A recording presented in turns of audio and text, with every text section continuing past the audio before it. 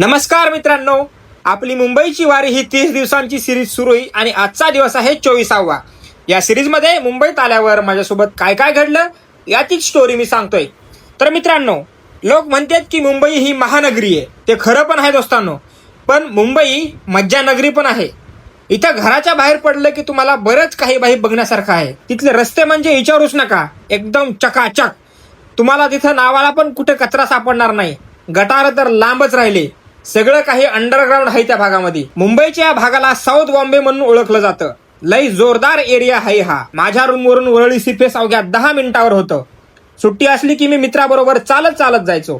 तिथं गेले की समुद्राचं गार गार वारं लागायचं। पाठीमागं पाहिलं की बिल्डिंगा आणि पुढं पाहिलं की एकदम मोकळा समुद्र दिसायचा।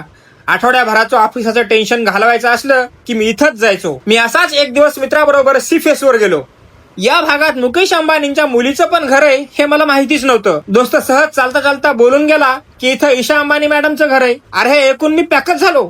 मी जिथं राहतोय तिथून अवघ्या 15 मिनिटावर अंबानींच्या मुलीचं घर आहे म्हटल्यावर मी एकदम हपकूनच गेलो। मला ते घर पाहण्याची जाम उत्सुकता लागली। मग मित्रांनीही माझ्या विनंतीला मान देऊन ईशा मॅडमचं घर मला अगदी दाखवलं। बापरे बाप, काय डेंजर घर आहे म्हणून सांगतो। आम्ही चालत चालत त्या घरापर्यंत गेलो। नुसतं चमचम करतंय घर ते। घराच्या पुढे एक रस्ता आहे आणि रस्त्याच्या बाजूलाच अथांग समुद्र आहे। म्हणजे झोपेतून उठलं की समुद्राचं पाणी दिसत असं ना ईशा मॅडमला। पिक्चर मध्ये जसा शाही थाट दाखवते तसंच घर आहे त्यांचं।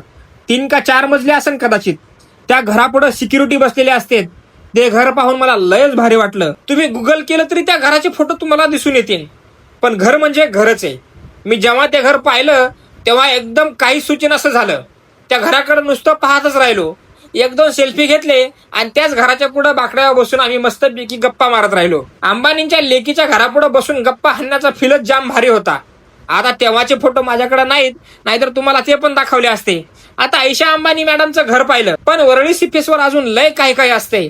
तिथं नेमकं काय असतंय ते पुढच्या व्हिडिओत। तोपर्यंत आपल्या या व्हिडिओला लाईक मारा, शेअर मारा। Tata bye bye.